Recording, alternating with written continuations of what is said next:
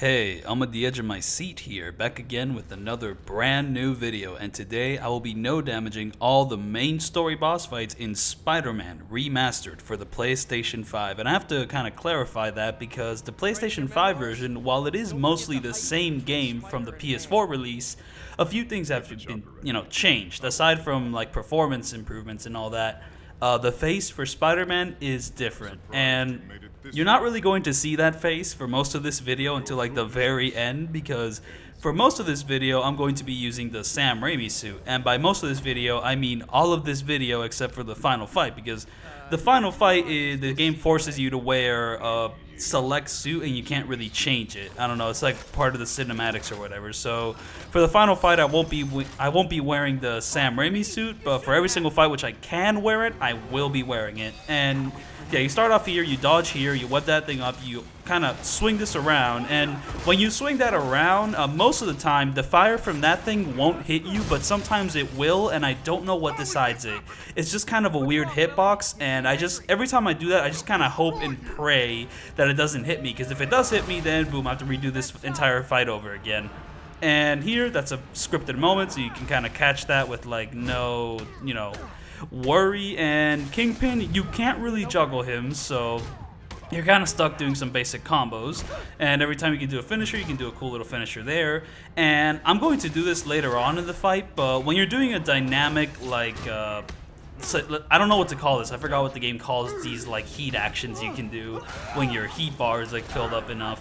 But whenever you do that attack, if you have certain power-ups, like the negative shockwave, like ground pound, that like power can actually interrupt the animation. So if you don't want to see that entire animation, you can just interrupt it with a big old ground pound, and that kind of applies for every single ground pound ability. Like the rock out ability, you can interrupt the attack with that, you can interrupt it with the one I have here, but you can't. But every single power which you have, yeah, look at that. Okay, never mind, that was a bad example. I didn't exactly interrupt my dynamic thing there, but I did interrupt a certain attack I was doing with that big, like, boom, powerful attack. But certain other powers don't interrupt the animations. For example, the spider claws, which I will be using, well, the spider arms. I don't know what to call them. I'm going to call them claws, even though I don't even know if they are claws. But those claws don't interrupt the animations, at least to my knowledge, because I tried to interrupt the animation and it didn't work. The spider claws only really came out after the animation was done, and here I'm doing some juggle combos, dodging here and there. And yes, this is a New Game Plus file. I am playing on the hardest difficulty, Ultimate, but on New Game Plus. I'm not fully upgraded yet, but I practically am fully upgraded, so I can do stuff which you can't exactly do at the beginning of the game, like swing people up to the air, I kind of web them up to the air so I can, like, kind of keep my air combos going on and on for quite some time. And here, like, I will say I'm not really a big fan of a lot of the boss fights in this game. I mean, like, they're not terrible, but they don't exactly allow me to play them in any unique way. I mean, Kingpin's not so bad. I don't know, usually at the crowd fights, like, this game's combat really excels when you're fighting like a huge group of enemies, because like you can kind of jump around and do all this like cool stuff, swing, like swing enemies up to you. But like whenever you're fighting most like big boss fights one-on-one, the game gets a little dull because it gets a little bit more scripted than I like it to. I don't know, because like sometimes these fights can kind of feel like you can't really make it your own.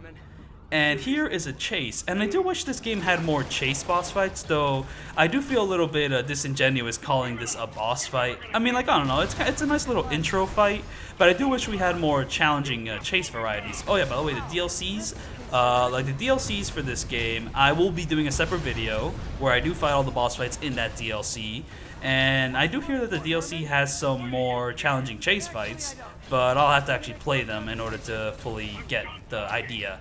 And for this chase, I use this power-up, which is like makes you run faster, though I'm not 100% sure if it makes you swing faster or not. I kind of just activated it because the effect looks cool, and I'm going to be doing that for a lot of the power-ups. So yeah, the power-ups do have some use, but not as much use as you'd like with like the normal boss fights. So sometimes I'll just activate something just because I think it looks cool, though sometimes it does have a pretty good use, and I'll explain that as I go along. And there we go, we caught him. This looks really cool. I really love how the light reflects off Spider-Man here. And another thing, the PS5 version, I'm not sure if the PS4 version has this, but the remastered version, it has like 3 separate like graphic settings. which is kind of weird. I don't know. Like, I mean, graphic settings used to be like exclusive only to PC games, but now like console games, since like the distinctions between like PC tech and like console tech is just kind of different. Now console games kind of have some sort of graphic settings, though it isn't nearly as extensive and as customizable as a PC. So, like, I mean, if you're playing something on PS5, they're not going to let you make the game look like crap unless you, like, I don't know, decide to, like, force your TV to play it at, like, 480p. And even then, it's not going to look like crap, you know, because, like, they designed the game around, like, the tech that it's on. So that just isn't going to happen. But the three options you have in this game is pretty much... You have performance mode, which is the one I'm using now, where the game doesn't look as good, but it runs at a consistent 60 FPS. And that's just what I really want from this game. I want it to play as smoothly as possible. Then you have a performance mode with ray tracing, which is also 60 FPS, but like it will achieve ray tracing through like dropping the resolution every now and then. And honestly, that just sounds a bit scary, so I did not go with that, though. I don't know, maybe I should have gone with that, because, you know, maybe some ray tracing here and there would have been nice. And then there's, like, the original mode, which is 4K at 30 FPS. However, my TV is not 4K, so I don't have any need for that. And also, I don't even think I can record 4K footage, so I decided to just drop that one. And also, I'm just not playing this game at 30 FPS. I want the smoothest gameplay possible, and that's just the way it is, though. I do think I run into some problems with the 60 FPS later on in this video. I know it tends to happen with games that were originally 30 FPS, and then they get remasters that are 60 FPS. Like, some problems with the combat kind of appear. However, the problems that appear in this game are really niche and specific, and honestly aren't really problems in the grand scheme of things, but I'll get into it when I get into it. Yeah. Whoa! Your gauntlets are all digital now, aren't they? Have it your way. You wanna fight? Let's fight! Man, can't wait to put you back behind bars so we can talk science. So here I reloaded a checkpoint, so that's why the weird like cut fade happens, because when you reload a checkpoint, the cutscene doesn't play, it just immediately loads you into the fight. But I did want to include the intro cutscene to this fight just because it looks cool. And here, I'm going to try some juggle combos on Shocker, even though he has a limited amount of time he can keep up in the air. And one thing I really want to do with Shocker is just keep the fight constantly going. Like, I mean, I don't know, the way this fight normally plays out is that you do a combo on Shocker, he puts his shields back up, and then you have to kind of wait for him to be open. However, the way you make him open is by throwing a piece of rubble at him, but normally his beginning attacks are too fast to allow you to immediately throw a piece of rubble at him. You have to wait for him to do a slow attack in order for him to be open, to throw a piece of rubble at him. But me, I'm gonna be so quick with it once I like do my combo that I just throw a piece of rubble at him before he can even get to his beginning attacks, and that's just the way I want to play this. And also, something which I'm doing here is I'm swinging around a lot. There is no tactical advantage to this besides just looking cool, because I don't know, if you're playing Spider-Man, you know, it's just kind of natural to swing around because you can swing around, you know, jump on walls and all that, you know. I mean, it just looks cooler than just standing on the ground and just doing the combos normally. And look at that. Since I'm powered up, I can do that. I mean, I didn't even know you could, like, bring Shocker up. I didn't even know you could really juggle Shocker. And here, I kind of messed up, and I got super lucky, because most of the time, normally, Shocker would just, like, go back to attacking you. But for some reason, he decided to jump far away from me. It's a really weird thing, but it helped me a lot. And now that we're done with the first two phases of the fight, we're going to move on to the third phase, which you can't really do much of anything. Like, I really like the setup of this fight. It's a cool way to play around with this guy's powers and all that, and you can kind of play around with him, but not that much. But once you get to this part, it's just kind of like, why is this phase here? You know, it's just like dodging attacks and then, you know, doing a little QTE. And like, I kind of wish there was something more going on here, because, you know, I mean, you can't really do much here besides swing around and stuff. Maybe run on the wall sometimes, like, or, you know, kind of swing in front of him if you want to get a little bit more daring with it. But that's pretty much about it. But yeah, I was told, like, that you can juggle this guy by my cracked individual True Powder, who helped me a lot with my Roblox Kiwami video and also helped me with this video. I don't know, because, like, he's done some amazing Spider-Man combos. And the thing about those amazing Spider-Man combos is I will not be doing them.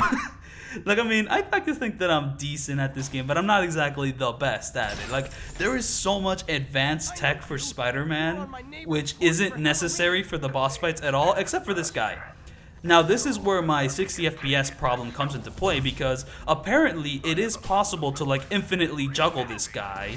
However, every attempt I've tried at it, he always breaks out of it. This is my best attempt at like infinitely juggling this guy. And at first I was like, maybe I'm just bad at the game, because I kind of am when it comes to like doing some of the more intense like tech in this game. Like there's this one insane thing you can do where you know like that web strike you do where you press triangle and you immediately go to the enemy. If you do that and if you activate the camera mode and you aim the camera at them, like the damage you deal from that web strike does not get applied. So you can keep the so if you do that, you can keep the combo going for much longer. But I'm not doing that because that's just way too complicated for me at this exact moment. It's a skill issue. I'm not gonna lie. But yeah, did you see that? Like every time I do like 2 or 3 hits, he'd break out of it and just plummet straight to the ground. When I showed this clip to my boy, my cracked boy, True Powder, like he was bamboozled because that didn't happen on PS4. But for some reason it's happening on PS5, and I'm just really confused if this is an issue with like the 60 FPS PS4 thing, or if it's just a skill issue on my part. I think it's a mix of both, really. But it's just very shocking that Taskmaster for some reason cannot be infinitely juggled as he should be. It's just like, it's so sad that like I'm playing a version that's like more fun to play, because like the 60 FPS does make this more fun to play, but at the expense of that one cool skill thing you can do on the PS4. But it's like, that's a very minor thing in the grand scheme of things. So that's what I'm talking about with issues that aren't really issues. And here is Tombstone, and honestly, even though this fight is optional, it's probably one of my favorites in the game, just because like I really went hard on this guy with like keeping the combo consistent, just keeping everything going. My strategy for this guy is 1, 2, 3, 4, jump off him, throw something at him, and if I can't throw something at him, I shock him with one of my gadgets, and I can just keep the combo going on and on and on. I just really like this. And you kind of have to be really quick with like selecting between weapons, and also you have to select the exact right gadgets. And now I had a bit of a heat bar built up, but instead of wasting it on Tombstone, I wasted it on these two guys here. And I mean, I am really proud of this performance, though I am a little sloppy here and there. Sometimes I'll miss an attack here, sometimes like I'll like kind of mess up a juggle here, sometimes I'll kind of be looking around aimlessly for an enemy, but for the most part, I'm really proud of like what I've done here. And like here, I realized that the gravity tools, which are on the PS5 version, are super dope. Like, get that.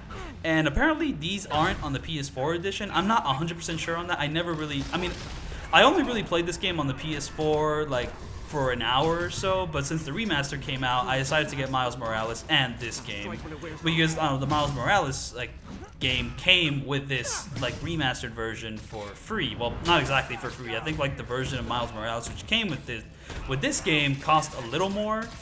And yeah, like I just love kind of dragging enemies up, webbing them up, and just sometimes I want to explain things and I'm not the best at explaining them, but then boom, the enemies are all gone, it's all boom, and now we're just going to continue doing this combo on Tombstone. I'm just going to keep it 100% dynamic here, just boom, bam, pow, back to comboing, and there's one guy there, boom, dodge over him, do an instant kill attack.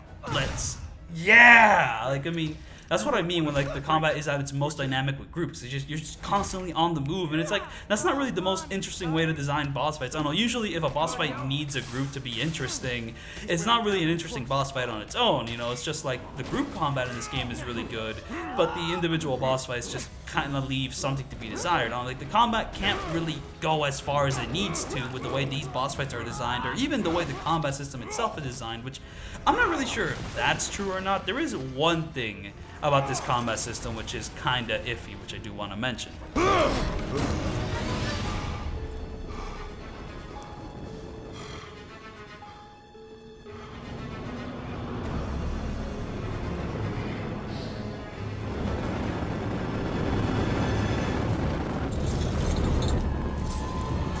So I don't know if I really have the language to fully describe the issue I want to talk about, but in a very simplified and I don't even know correct sense of saying it, this game doesn't have traditional hitboxes. Oh, by the way, here I'm going to use the spider arms, and the spider arms here are actually useful because, I don't know, normally you can't really attack Tombstone until you stun him, but these spider arms just freaking hit him no matter what. They can send them flying, so these spider arms actually allow you to combo Tombstone for a lot longer than usual. So that's one really good reason to use the spider arms, because normally you can't just hit him, like he'll just block your attack, and you'll have to like electrocute him or like throw something at him to keep things going, or web him. So that's one thing to keep in mind about using the spider arms. Yeah, back to the issue with the hitboxes. So I don't know, I'm thinking about like game like Yakuza, where most Yakuza games, I don't know if there's a Yakuza game that really goes against what I'm about to say, but like pretty much in Yakuza, if you like press the attack button and you do a punch, that punch has a hitbox, so any enemy that comes in contact with that punch is going to get hit. However, if you're not close enough to an enemy to hit them, that punch isn't going to hit the enemy, right? And usually this hitbox, if it comes in contact with like 2 or 3 more enemies, you know, if the swing of your attack hits 2 or 3 more enemies, you know, it's gonna hit them, it's gonna deal damage to all of them. But in Spider-Man, the way the hitboxes are designed is that you'll press the attack button, and most of the time Spider-Man will glide straight to that enemy, and like, you know, you can miss attacks, but if you're in a certain range, that attack is not going to miss. Okay, so that's a little strange, but it's not the worst thing in the world. I guess they kind of wanted to get rid of the frustration of, say, you know, I'll get into that later, but if you attack an enemy with your leg isn't the hitbox. The hitbox is you attacking one enemy. So like, you know, whenever you press the attack button, like your attack is only going to hit the designated enemy which you have decided to hit. So you can't really play around with the hitbox of your fist or leg. So if your leg actually comes in contact with 2 or 3 enemies, that isn't gonna matter because there is no hitbox there per se, unless you're doing a designated group attack. So even attacks which have like really wide ranges, you know, if you do a really like, you know, wide punch or kick, it's not a group attack because the game just didn't designate it to be a group attack. So that kind of limits what you can do with the combat system. You can especially limit how you can handle groups, because even if you do an attack which seems like it would attack a huge group of people, it really doesn't unless you're doing something designated like this or some of the ground pound attacks you have. You know, like, it limits the combat in that sense. So I don't know, you can't really play around with boss fights because you can't really play around with the combos like that. And I don't really know what I'm describing. Anyways, I'm using this power because this power can eliminate a bunch of enemies all at once. And this kind of, you know, can become a group power. This is kind of a nice bit of crowd control here when your normal combos don't really have that said crowd control. And I just wish I had a better way of describing what I'm talking about, but it's just like, it's just something which kind of bothers me when I'm playing this game. But it's not the worst thing in the world, because even with these like restrictions, you can still play around with the combat quite a bit with normal enemies. But once you get to the boss fights, then, you know, most of the time you can't really play around all that much, and it's kind of sad. Anyways, this is a really cool setting, and the game makes more use of it later on at the very end, because, you know, this is like the first time we fight this guy. But later on, we get to fight a really cool version of this guy, and like, I do really like that fight, even though it is kind of frustrating just because it does have a lot going on, and I do like that it has a lot going on. So that's pretty cool. Also, one thing which kind of interrupts the combat flow with these boss fights is just like the copious amounts of cutscenes. You know, like, there's always a cutscene happening here, happening there, for a QTE here, QTE there, and like, you know, I mean, it's not the worst thing in the world, but if you want like really dynamic boss fights, it kind of gets in the way of things. Like, Yakuza can be guilty of this too, though I do think the Yakuza ones have a bit more punch and like flow to them than like, some of the stuff in Spider-Man. Though, don't get me wrong, the cutscenes in this game are super dynamic and super cool. Anyways, this boss fight, I don't like it. Like, this boss fight is just so easy and scripted. Like, this is like a Simon Says boss fight, you know? Like, you can't really mess this fight up, you know, if you do what the game tells you to do. I mean, like, if you don't dodge at the right time, then alright, but you can't play around with this guy. You can hit him, you can't juggle him, you can't even use it. I mean, can you even use any gadgets? I don't remember if you can use gadgets or not, but you especially can't use any special powers. So the ground pound, the spider arms, like, that's completely out of line. You can't use it, and I think that sucks. And then you have to kind of wait for this guy to shoot you and then wait for him to be open. It's just like, it's so restrictive. I hate this. Like, this is like a subway fight with a cool villain. It's supposed to be cool, but it's not. It looks cool, but it doesn't feel cool to play. It's just like, dude, like, come on. I mean, like, your web shooters are available, but like, there's no reason to use them.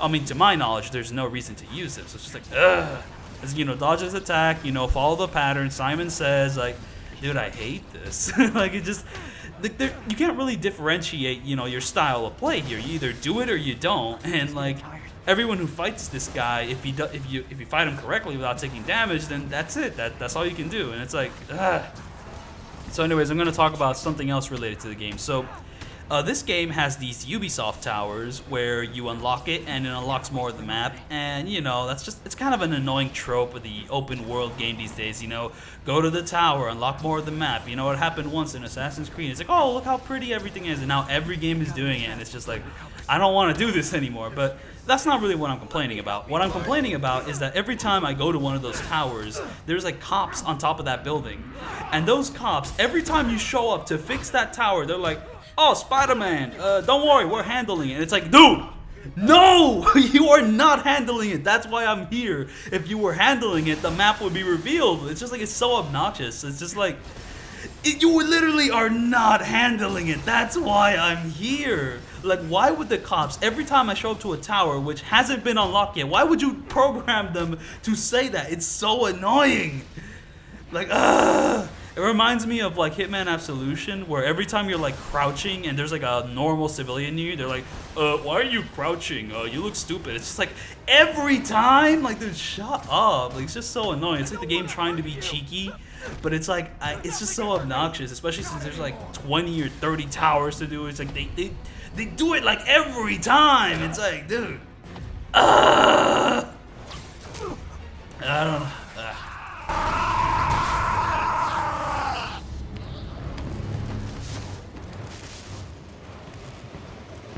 No brakes? No problem.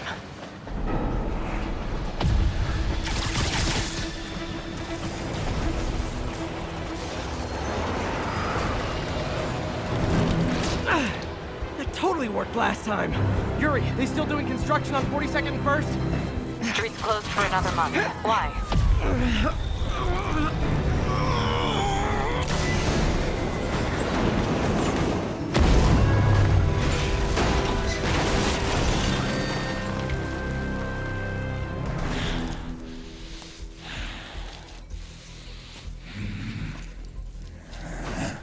Next stop, prison. I want to get back to a certain idea I was mentioning, and it's that, like, a lot of these decisions made to like make the hitboxes a little strange in this game is kind of to alleviate frustration, because like in some of those other hack and slashes games, it could be kind of annoying to do like a big attack and completely miss it because you weren't like close enough to the enemy. But it's also like, you know, in like removing this type of frustration, you're also kind of removing a bit of the skill ceiling of those games, because like, I don't know, those type of decisions are there to kind of make you get better at it. Because once you do get good at the game, you're like considering so much of the combat. You know, like, you know, when you can actually like consider positioning and you're actually like good at it, you know, it's just so engaging. And that whole equation has been taken out of this game. And like, I was thinking about it, and this sort of like design with these hitboxes is really fun when you're dealing with like huge crowds of enemies. Because I don't know, sometimes when you're fighting like really massive crowds in Yakuza games, it can be kind of annoying because you just get hit by an enemy who just clips you out of nowhere, and that's like so frustrating. And with this sort of design, with like Spider-Man's like just instantaneousness to like snap to an enemy, it is fun to kind of fight those enemies and like kind of deal with that group. You know, it's where this combat system shines. But then you get to a boss fight and all these restrictions, you know, are restricting, you know, like just is not as fun. Anyways, an annoying thing about Taskmaster 2, so I did all that swinging to get to a really tall place to like, you know, combo him while falling down, but I messed up because the area which I'm in, I don't know, the way you like summon Taskmaster to like fight him is that he has these like tasks for you to do, and after you do like half of them, he shows up for his first boss fight. But once you complete all of them, he shows up for his second boss fight. But you can decide which task of Taskmasters you want to be the last task to do. I hope I'm making sense here. So, you really want to make sure that the last task that you do for Taskmaster is in an area where a massively tall building is like right next door. Because if it isn't, then you're stuck in my situation where even if I go to a tall building, it's not tall enough to do like an infinite combo. So if you're gonna try to do this like no damage, and you're gonna try to like no damage Taskmaster here, make sure the last mission you do of his is in an area with the tallest building possible. Also, just a heads up, there's this area with a bridge, and the bridge has a really tall part where there's like a little place you can stand on top of the bridge. I know it has a name, but I don't know what that's called. But if you try to go up that bridge and try to go to like the tallest point of that bridge, Taskmaster will not follow you up there. Like, I don't know, Taskmaster tends to teleport and like kind of go to where you are, But when you reach that area, he doesn't for some reason, and it's honestly really annoying. Also, another thing about Taskmaster is that you can't juggle him with your standard juggle move. You can only juggle him with like that web quick. No, not that web quick. The web kick, the swing kick. You can juggle him with a swing kick, but you can't juggle him with your standard juggling move, which is a bit annoying. You know, it's like I can't juggle him with like my juggle move, but I can juggle him with like the swing kick. Like, come on. Anyways, here this section isn't technically a boss fight, but it is like the time where the Sinister Six gets involved, and it is kind of like an electro chase. Also, there was another Spider-Man no damage video, which no damaged all the boss fights, including the DLC, and that person included this fight in there. So I just kind of feel like I'd be like copping out if I didn't include it as well. And it's at this fight where I need to talk about something really important with checkpoints. Okay, so if a boss fight takes place like in the middle of a mission or near the end of a mission, you can save right before that boss, and when you reload that save, most of the time it will reload the checkpoint before the boss fight. And I did not know this when fighting Mr. Negative or doing this Sinister Six level, but somehow I knew about this when fighting the Kingpin at the beginning of the game, and I somehow forgot about this. So if you don't do like the save thing before this part of the fight, then you need to redo the entire beginning of the level every time, and that's exactly what I did to do this fight. But you don't have to. You can just save before this point, and you can just do the level that way, and it's just way less frustrating. But I didn't know. I forgot about it, even though I knew about it when I was doing Kingpin. It just left my mind when I got to this point, and also when I was doing the train fight. And oh, the train fight is the worst part about it, because like every time before you fight Mr. Negative on the train, you have to do this entire thing with Mary Jane, and it's just practically just a long like 10 to 15 minute cutscene where you can't really do anything. It's just, it's so annoying. I'll talk about those Mary Jane stealth sections later, and just the Mary Jane sections in general. It's so annoying. It just breaks the flow. Oh yeah, so this fight is just mostly a pretty simple chase and like 2 group fights, and that's pretty much it. However, there is one annoying thing about this part. It's the fire. So if your body so much as like graces the fire in this area, you get clip damage, and it's so annoying because like there's like certain contextual moves, like these heat actions you can do, where sometimes like one of the heat actions Spider-Man does is that he'll like do a big jump and then just stomp down on the enemy. But sometimes when I did that big stomp, he'd stomp right into the fire, and then immediately he would take clip damage, and it was just like, but it was a contextual attack. Why am I taking damage immediately from like a contextual attack? Just like, you know, it doesn't really affect the main flow of gameplay, you know, because like the chip damage doesn't really affect you. You can keep, you know, fighting, it doesn't stun you, but if you want to do a no damage fight, you know, like I'm doing right now, it's just like, it just gets in the way. Also, the fire was also present in the Kingpin fight, and sometimes I would take chip damage there, and it was annoying. I want to talk about the web swinging now. So this game's web swinging, I think there's an issue with it. Like, it feels great to play, but there's no danger to it, you know? Like, I don't know. When I was playing, like, Spider-Man 2 or even Ultimate Spider-Man, like, on the GameCube, I mean, it was a PS2 game, but they ported it to Xbox and GameCube. I played the GameCube version. I don't know if you should play the GameCube version of those games, because, like, the controls for the GameCube aren't exactly the best. Maybe, I don't know, but there was kind of a sense of danger and skill to the web swinging in like Spider-Man 2 and Ultimate Spider-Man. Like, you can mess it up. Like, there were certain races in that game which were like actually very difficult if you weren't good at the web swinging. Sometimes a little too difficult. Like, sometimes there was like some bullshit in some of those races in like Spider-Man 2 and Ultimate Spider-Man. Where, like, there was this one race in Ultimate Spider-Man where you had to like, one of the main things you had to do was like stand on like this tippy point. And it's just like you have to do such precise platforming to stand on that tippy point and also do it really fast to get a medal. And I didn't do it because it's just such insanity. Like, if that same race was in this game, it would like not be challenging because you could just like zip to that zippy point. You could like zip to that really like tiny point. I don't know if I'm making sense. There's like these like, you know when buildings have a really like tall tippy point, and in this game you could like just zip to it. But if you tried to like platform to it normally, you would never land on it. Well, that's how it was in Ultimate Spider-Man, and it was very frustrating. But also, it's just like, you know, I kind of want more of a middle ground here. I want more of a challenge of those older games without getting too extreme with it, because like some of that challenge was like stupid.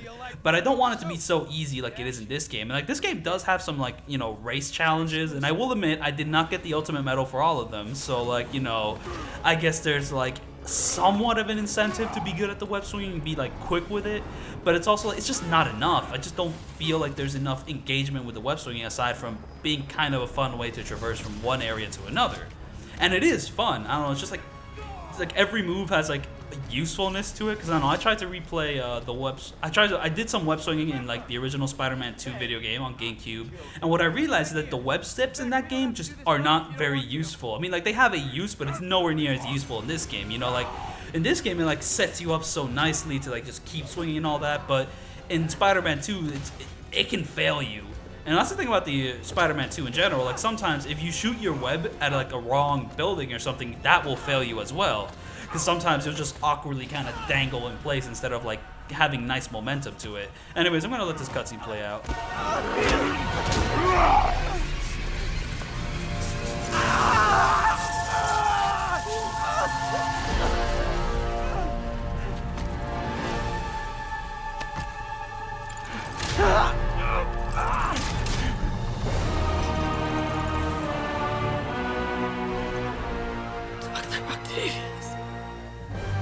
First and final warning.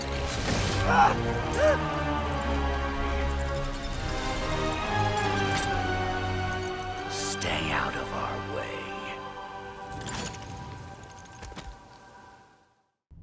There is a lot of things I want to articulate, which I'm not sure if I'm fully articulating, but I think some of my issues with like the combat's hitboxes can kind of apply to the web swinging as well, because like a lot of it does feel really automated in a way which some of those older games weren't. And I think that's kind of where my frustrations are coming in. But it is really fun on like the way like the camera like swooshes in, like the way like the motion blur just makes you feel like you're going really fast. But like sometimes it does feel like no matter what I do, I kind of go at the same speed. And like I'm not an expert when it comes to like the web swinging in this game, so I don't know. Maybe there is some sort of tech which does make you like, you know, swing faster. I don't know. One thing I noticed is that if you're swinging like in the really low areas, you know, where there's only like trees, and you like web swing and then like dodge out of it forward, and you just keep web swinging, you know, you like hold R2 and then press O forward and then just keep holding R2 while you're in like those areas with the trees, you go really fast. And like you kind of get that same effect when you just stick really low to the ground and you're still swinging, you go really fast. So maybe that's one way to go faster. But when you do that, you're constantly like at a low elevation, because every time you dodge out of an attack and web swing immediately after, it puts you lower. So if you want to get elevation, then you kind of have to swing and kind of jump in order to get back to, you know, getting high elevation. You know, do this, you know, to get high elevation and all that. And I don't know where I'm going with that, but I just kind of wish there was more danger and like incentive to like being good at the web swinging. Because like there was like races in like Ultimate Spider-Man, you know, like main story races where you're trying to race someone, and they're actually difficult because you have to be really good at the web swinging. And in this game, there's just no moments like that, just kind of to alleviate frustration. Because like I have first-hand accounts of like how frustrating some of those races could be in like Ultimate Spider-Man, especially the Venom races. I think the Venom races suck. I don't like them. The Spider-Man races I'm pretty down with. I mean, not like the optional ones, like, you know, the main story Spider-Man races. I do like those quite a bit. But some of those Venom races really irked my patience. So, like, I mean, I can understand wanting to alleviate frustration by making the swinging really easy in this game, but sometimes it just doesn't hit for me. Anyways, this boss fight's pretty cool because it constantly forces you to like keep swinging around. Like, I mean, there isn't that much going on with it, but it is really dope. You know, you get to dodge attacks, throw them back at enemies. With Electro, you get to web them up, hit him up, and then you get to like destroy one of his generators. You know, you're constantly like swinging around, constantly doing stuff. So, you know what, this boss fight's pretty cool. Like, I mean, the air combat is limited, but like, you know, with the air combat which this game currently has, it's all right. I don't mind it too much. I mean, like, all these cutscene interruptions which like initiate a new phase, they're not too bad. They're pretty brief, though maybe keeping everything more consistent would have led for a more flowing fight, because instead of getting this nice break in between phases, you may actually have to deal with the repercussions of going into a new phase. Something fun about Electro is that you can't do 2 full combos on him. You have to do like 1 combo, and then he just becomes Electro. You can't hit him again. Vulture, on the other hand, you can kind of do multiple combos on him. And sometimes when I do like a special cinematic heat action, I'll like shoot some webs at him to figure out if I can hit him or not. And if he can still be hit, then I'll hit him again. I don't know, because like I feel like sometimes if you hit a Vulture too much, he will fight back. But if you hit him while he's weak, that doesn't happen. And I don't know where I was going with that. So anyways, let me talk about something completely different. The science minigames. So on this, so I I beat this game twice. The first time I was just playing it normally, and I had to do those science mini games. However, this second time, this replay on ultimate difficulty, I went into the menu and just turned those science mini games off. So I just skipped every single one of them. They just break the flow so much. I don't know why they're there. I honestly hate them. Like, they're so simple and dull, but they're so time wasting as well. It's just like it just brings everything to like a grinding halt. I don't know, it's like this game has a nice flow with most of the side activities, you know, like the web swinging, the combat. I mean, like, I don't know if like the combat and web swinging is fun enough to be like fun for like 20 hours, but with all of it combined, it honestly is a really decent time. I mean, maybe not even decent, honestly, even better than decent. And all of it is packaged with a really engaging, fun, like, you know, engaging adult Spider-Man story. When I say adult, I mean that he's literally an adult, you know, like, with a lot of like the mainstream reception of Spider-Man, he spends most of his time in like high school and all that. Not that I have much of a problem with that, but like it is kind of nice to see like an older Spider-Man dealing with relationship problems, you know, with Aunt May running like a successful like homeless shelter, you know, like that stuff's cool. I like that quite a bit. And also like just he's a more experienced Spider-Man. And like the story has these really nice emotional points, you know, his relationship with Doc Ock. I mean, even the ongoing stuff with like Mary Jane is like interesting and engaging. I really like that. I really love how the Sam Raimi suit looks in cutscenes. I mean, I just love the suit. I love how thick the webbing is around it. And like, yeah, for some people it doesn't work for them. You know, it looks a little fake. You know, it's not really true to some of the other designs of the character. You know, like the original design of the character, like, you know, the thinner black lines. I mean, this is just kind of like it pops out a lot. So, but I just love it. I just love how it looks. And if I have to talk about Spider-Man, I have that big relationship with the movies. I really love, like, you know, Spider-Man 1 and 2. I don't know if I want to fully get into it. Anyways, here's the dream sequence, and I do wish this boss fight went on for longer, because I mean, this isn't the entire mission. This is only like the boss fight at the end of the mission, but it's just like, it's a lot easier than I remember. Anyways, this guy just glitched out here, and he's gonna get knocked off into the void. I don't know. It's like, I'd have to replay the games, but I think Batman Arkham, like the Arkham games, did a lot more with these like dream sequency parts. Honestly, I think overall the Batman games might be better, but honestly, that's just like memory. That's just like my memory of them. Like I might have nostalgia for them, which maybe doesn't fully hold up, but I have. And here we go. That's a special attack I do with the Web Blossom. But I just remember whenever like the Batman games would go into like this type of sort of dream sequency sort of things, there'd be more going on. It lasts longer. I don't know. Here it just kind of comes and goes, especially this boss fight. I don't know, you just web these Scorpion guys, you dodge their attack sometimes, and they go down a lot. Like that's it. This is the entire fight. I don't know. Like I feel like in a normal fight, this would be phase 1 of the fight, you know. But no, this is it. This is all you get to do with them, and it's just like, oh man, like come on.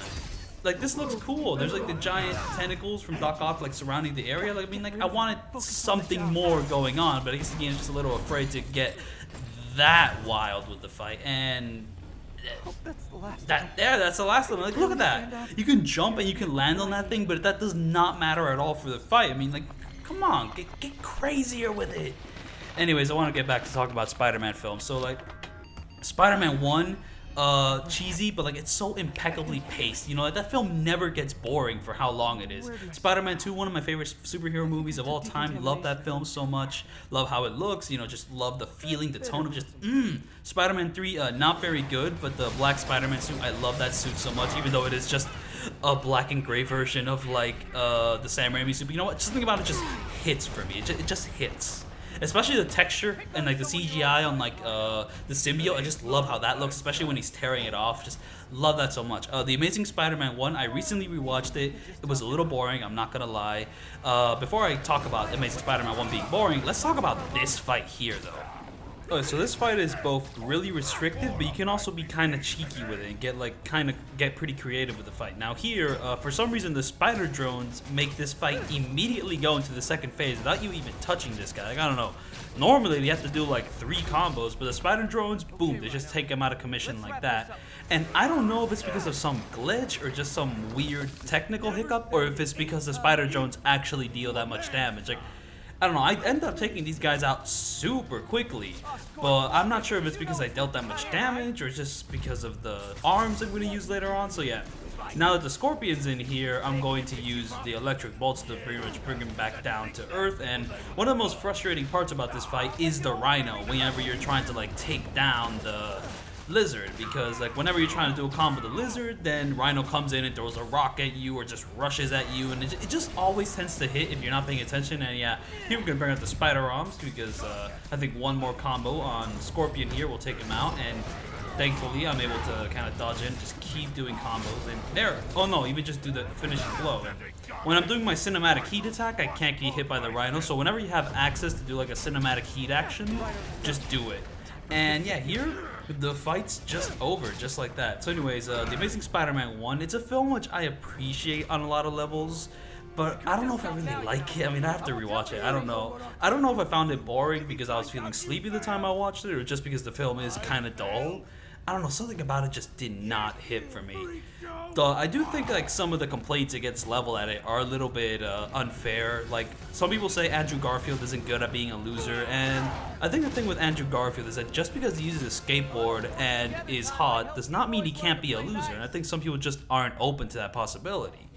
You know, I don't know. It's just people have a weird hang up about him being a skateboarder. Like that isn't something which a lot of loners do. Like, I mean, yeah, skateboarding is cool, but it can be a lonely activity. So I don't know why I don't think people should get mad about that or just dismiss the film because of that. Also, another thing I really like about The Amazing Spider-Man 1 is Uncle Ben in it. I don't know, I mean, like, I really like Uncle Ben in the Raimi films, but he does kind of appear and go really quickly, while here in the Amazing films, he gets a little bit more time to just, you know, chill and hang around. Though it is that extra time which kind of makes the film a little dull, you know, because, like, the first Spider-Man is just constant, you know, boom, boom, bam, pow, just constant excitement, you know, just, like, being oozed inside my cortex and all that. I don't even know what a cortex is. So, enough talking about that. Amazing Spider-Man 2, bad. The MCU movies, I don't want to talk about that right now. Too much to talk about with that. So this boss fight here. So this boss fight's really cool. It's like finally Martin Lee, but like you get to fully go ham with him. And the main strategy for Martin Lee. Okay, so Martin Lee doesn't really let you attack him for very long. I mean, unless he's like in his recovery mode, where you know. But when he's like this, he doesn't let you attack him very long. You pretty much can do like a web strike, 1, 2, jump, and then you have to throw something at him. And, you know, sometimes you're not going to have something to throw, and that's when you're kind of screwed and kind of have to, like, hop around and recover from your not being able to fight him phase. But in the beginning phase, I pretty much like to do 1, 2, jump, throw something at him, and I repeat this, like, 4 or 5 times to get, like, an actual combo on him, because, you know, if you don't do that, then your combo gets interrupted by him dodging away and, like, you know, doing an attack of his. In the second phase, it's a little harder because I've already thrown most of the stuff in the room that's right nearby me. I mean, a lot of the time I like to swing the camera around to see if there's anything I can pick up in the short amount of time that I'm still in midair, because you want to throw it while you're in midair because you throw it faster than you are on the ground.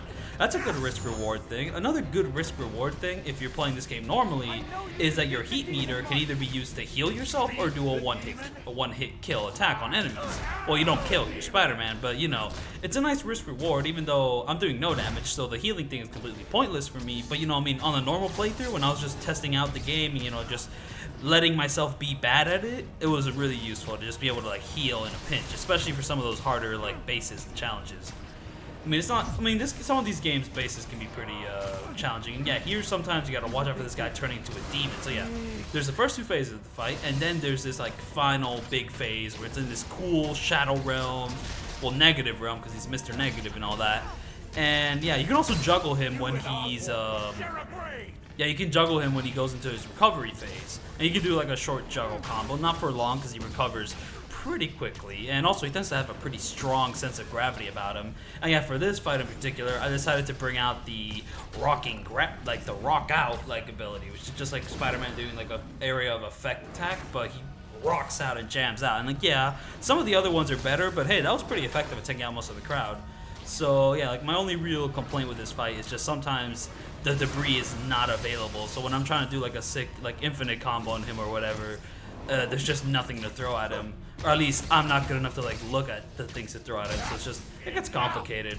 And that's another thing, this game doesn't really have any health bars, so sometimes it's kind of hard to make sense of how far you are to a boss fight, besides, you know, like the typical phases and all that, you know, like there is a tension to it when you don't know how much health your opponent has, because, you know, it's like, it's a struggle, you don't know like how far you're in or how far you're going to get in. But I also kind of like having the health bar just to see, you know, like how quickly I'm decimating him, you know, if I'm being efficient with my time. I mean, I'm swinging around just for aesthetic purposes, you know, because like I'm Spider-Man, I want to swing around. Same thing as the Shocker fight, though.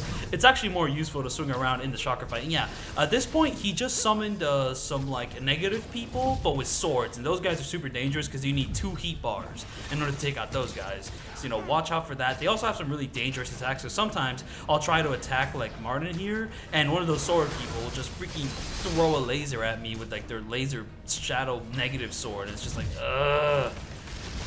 Oh yeah, but this is really useful for kind of keeping them at bay. I mean, this like a gadget I have is just really useful in general. I mean, like the most annoying enemy is like the whip people, you know, people which have whips, because they pretty much stop any aerial combat from happening. So if you can just get rid of them as quickly as possible, then you're good. I mean, there's also the tanks, but like the tanks don't really stop you from having aerial combat, aside from like the Kingpin, because whenever you're in aerial combat with the Kingpin and the Kingpin's around, he throws like a big rock at you. So, you know, I mean, he tends to like stop you from having aerial combat. But some of the other enemies aren't too bad. And yeah, I don't really know what else to say. I hope the rest of what I'm doing in this clip is pretty self-explanatory. I think the fight ends here. No, it doesn't. There's still quite a bit left to do. Wait, yeah, look at that. You can interrupt like that special animation with the ability, and I think that's sick. I just wish all the abilities did that, because I'm not even sure if they do, because I don't think the spider arms do that. And that's a big shame, because I really like being able to interrupt really long, elaborate animations with, you know, stuff that actually helps you in the game. And look at that little swing kick, very nice to include in there. But yeah, I don't know, one thing I'm worried about with this video is that my gameplay isn't cool enough, because it definitely is not like the raddest, because like this game, I mean, with the amount of freedom it gives you with movement and all that, you can get insane with it. Even with how automated certain hitboxes are, you can still get insane with it. And like, I don't know, it's just at a certain point, like my no damage video is more how I did it, not exactly the most efficient or best way to do it per se. That's definitely gonna be a worry. Like, you know, it's like, I don't know what idea I'm trying to get at here, but it's like, you know, I want to make a cool video, but if it's not the coolest video, why am I making that video? That's going to bother me a lot when I'm making like my Devil May Cry no damages. I do plan on no damaging the boss fights in Devil May Cry, because I've played and beaten the first and third game, and I love them quite a bit, and I want to return to those games, do those boss fights on the hardest difficulty, and then I'll try out 4 and 5, which I do own, but I have not played yet. I played like 2 hours of 4, and it was really fun from what I've played. And anyways, here is the final boss fight, and he's a bit disappointing compared to Martin Lee, because I don't know, Martin Lee, he kind of gave you a bit of freedom on how to like approach him, but Dr. Octavius here, it's pretty straightforward, because you don't really have much freedom with him. You can web him up. I mean, I send out spider drones for like no reason. I don't know if they're actually doing anything. I don't think they are. And Doc Ock has a somewhat limited palette of attacks. You know, he can attack you with his arms, he can do a big jump, he can throw debris at you, you know, I mean, that's all very cool and nice, but it means that, you know, he either dodge his arms, you throw his debris back at him, and it's like, alright, and that's it.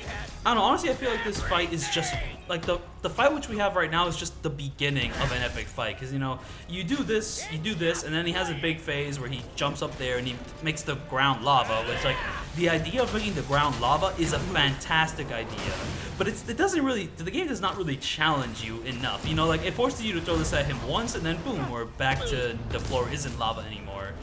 And it's just like, I kind of wish they went a little bit more extreme with it. You have to like throw something back at him maybe like 3 times. Ooh, I mean that would already like increase the challenge, because I mean the issue with like only getting to throw something back at him once is that, you know, you can just throw the first thing he throws back at you, and then you already avoid most of the danger of the situation you're in.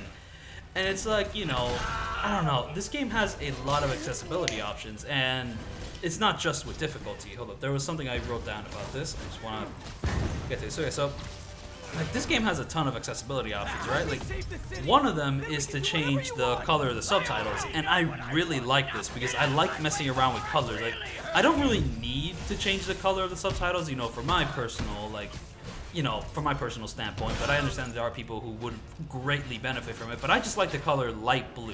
So I made the names of the subtitles, you know, like, I mean, there's Spider-Man, then what he's saying, I made Spider-Man's name light blue. I just really like that name being light blue. Also, another thing you can change is you can change your spider sense from being just the typical white and gray that it is in the game to a more vibrant color like yellow. But from what I understand, you can only change it to the color yellow. You can't really decide from a plethora of colors. That's not there isn't like an option for a plethora of colors. It's only yellow to be more like bright and like contrast better against the environment. It's just like I would have really loved to have like multiple colors for like the spider sense, because then I could, for like every single fight, I could make the spider sense a different color. I could make it like purple, I could make it pink, I could make it green. Let's not consider that one, you know. I could make it red in some of the fights, you know. Like it would be fun. I mean, this isn't really about accessibility, but hey, if you're going to think about accessibility, if you're gonna give the player the option to change the color of the spider sense to just one color, why not make it a lot more colors, since you can do the same with the subtitles? So that's my suggestion to Insomniac Games. And yeah, look at that. Like the main boss fight's pretty much over. Like, there really isn't anything more to say in terms of tech and all that. That is the boss fight. And then there's like an extended sequence that's a lot like the final boss fight of Metal Gear Solid 4, where the final section of it is just a cinematic thing and you get to beat him up and it's really easy. And I don't even know if you can die, but I wasn't going to attempt that. I mean, in the Metal Gear Solid 4 one, the final phase of that fight, you can't die. You literally can't die, no matter how many hits you get hit with. So, you know, watch my Metal Gear Solid 4 no damage video where I no damage the entire game, except for like 1 or 2 sections, but I did do all the boss fights. I did no damage all the boss fights in Metal Gear Solid 4. Check out that video, yada yada. I'm going to talk about Spider-Man now. So yeah, like I don't need the option, but I like having the option of changing the subtitles colors. Like it reminds me a lot of when I was playing Black Ops 2 with my friends, and I found out you could change the color of the crosshair to a light blue, and I kept it that way because I thought it was awesome. Like, you know, I mean, it wasn't really for me, but like I enjoyed having my cursor be light blue. It's such a cool color to have in Call of Duty Black Ops Zombies mode. And now that I'm thinking about Call of Duty, I'm thinking about how it's not awesome, how expensive Call of Duty games are on Steam. Like, Activision, you suck. I hope your company burns to the ground. Like, seriously, what I can't think of anything good Activision has done in like the last year.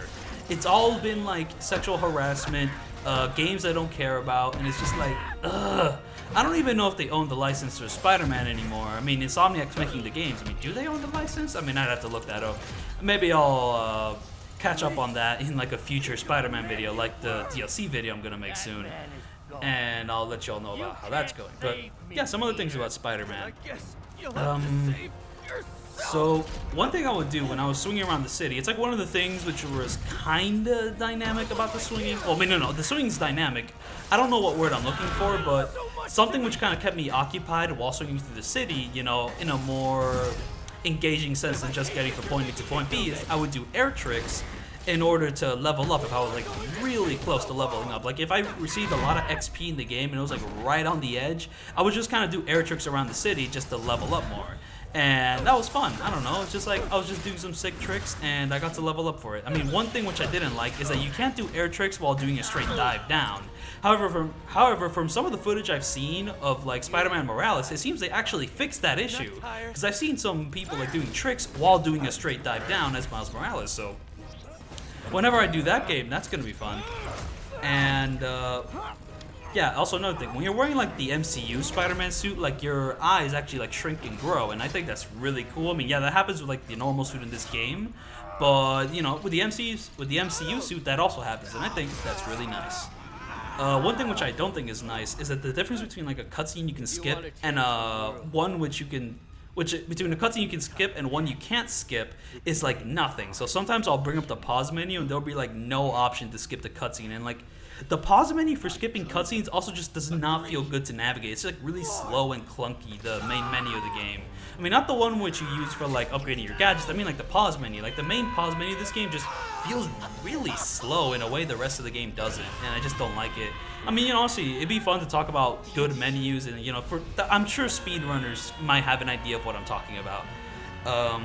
Also, when an enemy is electrocuted, you can actually swing them around like a weapon, and I don't know what upgrade you need to do that, but I think that's something important to mention. Also, every time I swing on the PS5, like my controller makes a cute little noise. It's like, you're like beep boop. Shh. Just thought I should mention that. And well, I don't know. I could mention more things, but right now, I mean, I'm kind of done with the video, so I'm just going to let this cutscene play out. Yeah, so thank you for watching my Spider-Man No Damage.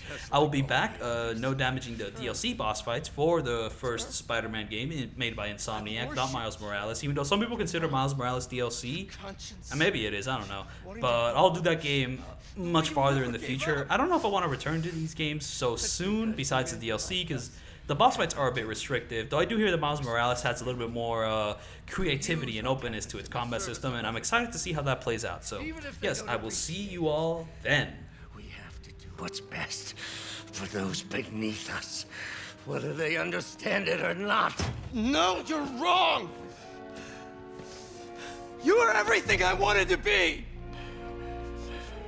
You just threw it away! Yes, of course. You're right, Peter. Oh, I see that now. The neural interface affected my mind. But I can fix it. We can fix it. Together. If you'll help me. Do everything I can. I'll make sure you get the best help. No! If they put me away, they'll take my arms. I'll be trapped in this useless body.